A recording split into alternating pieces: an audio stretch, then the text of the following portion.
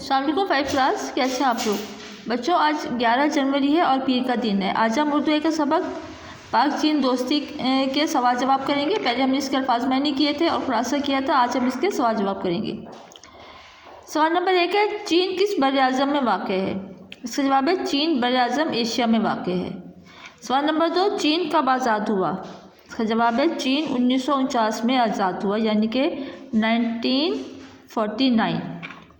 सवाल नंबर 3, चीन को किस इस्लामी मुल्क ने सबसे पहले तस्लीम किया। इसका जवाब है चीन को इस्लामी ममालिक में सबसे पहले पाकिस्तान ने तस्लीम किया।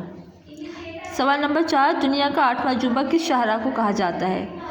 इसका जवाब है दुनिया का 8वां अजूबा शाहराह रेशम को कहा जाता है, जो पाकिस्तान और चीन को आपस में मिलाती है।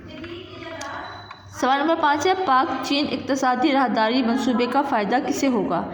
इसका जवाब है पाक चीन इक़्तिसादी राहदारी के मंसूबे से पाकिस्तान के तमाम सूबों को फ़ायदा पहुंचेगा। बच्चों, काम आपने कॉपी पर करना है और उसको अच्छी तरह से याद भी करना है।